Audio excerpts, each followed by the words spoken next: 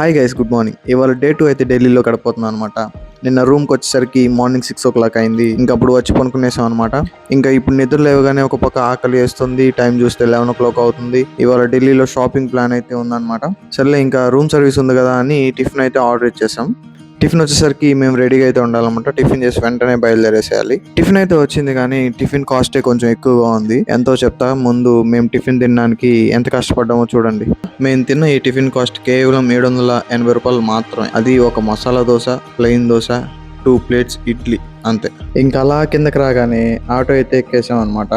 అయితే ఈ ఆటో భయ్య ఆటో ఎక్కడం భయపెట్టేశాడు, గట్టి గట్టిగా అరుస్తూ. కాసేపు దాకా అర్థం కాలేదు ఆయన సాంగ్స్ పాడుతున్నాడని. చూడడానికి చాలా ఎనర్జెటిక్ గా ఉన్నాడు కదా. దిగాక తెలిసింది ఆయన అసలు రూపం. ముందైతే ఆయన పాట వినండి, మళ్ళీ చెప్తా.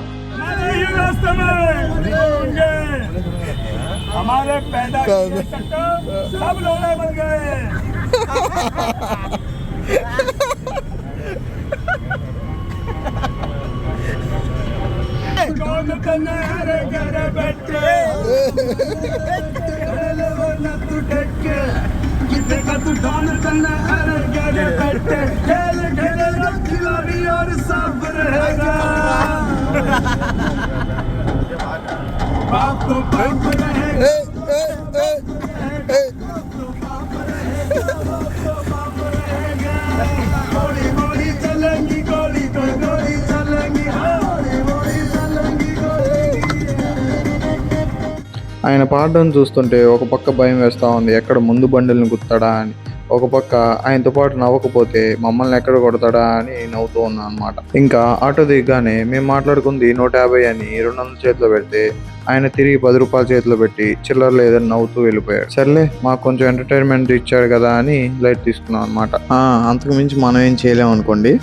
ఇంకా అలా బజార్లోకి వెళ్తే అక్కడ వాతావరణం ఏం బాగాలేదు. అంటే బట్టలు ప్రైజు ఏమంత సెట్ అవ్వలేదు అనమాట. ఇంకా అలా మెట్రో ఎక్కేసి పాలికా బజార్కి అయితే వచ్చేసాం అనమాట. ఇక్కడ మొత్తం తిరిగాక మాకు అర్థమైంది ఏంటంటే పాలికా బజార్ ప్రైజెస్ కూడా కొంచెం ఎక్కువగానే ఉన్నాయి. సో ఇంకా మనకి సెట్ అయ్యేది సరోజినీ మార్కెట్ అని ఇంకా బయటకు వచ్చేసి కాస్త చల్లగా ఒక షాడో తాగి సరోజినీ మార్కెట్కి అయితే వచ్చేసాం అనమాట. ఇక్కడ చూసాక ఢిల్లీలో సగం మంది ఇక్కడే ఉన్నారా అనిపించింది. ఇక్కడ బట్టలు అయితే చాలా చీప్గా దొరికేస్తున్నాయండి. 100, 200, 500, 1000 లోపలే ఉంది. మధ్యలో మోమోస్ అయితే తిన్నాం అనమాట. ద బెస్ట్ అని చెప్పొచ్చు. టేస్ట్ మాత్రం వేరే ఏం తినడం లేదండి, మొత్తం మోమోసే ఇక్కడ.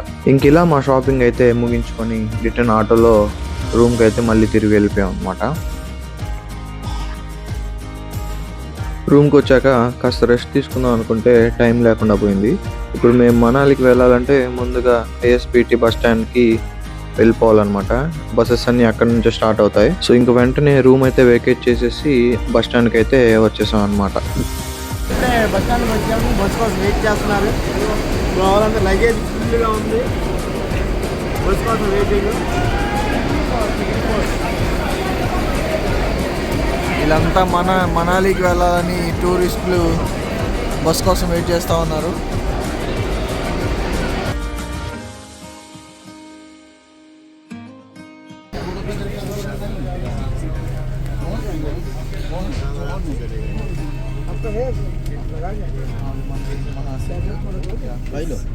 రిక్లైనర్ కూడా ఉంది మన సీట్కి.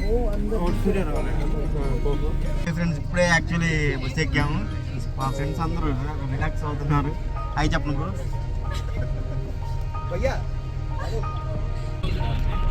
ఫుడ్ లేక మా వాళ్ళు బిస్కెట్లు, కాజూస్, డేట్స్ అన్నీ తింటా ఉన్నారు.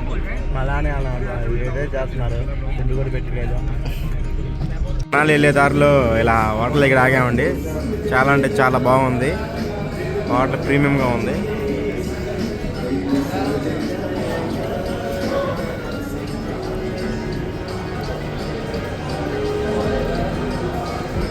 హాయ్ చెప్పు బ్రో.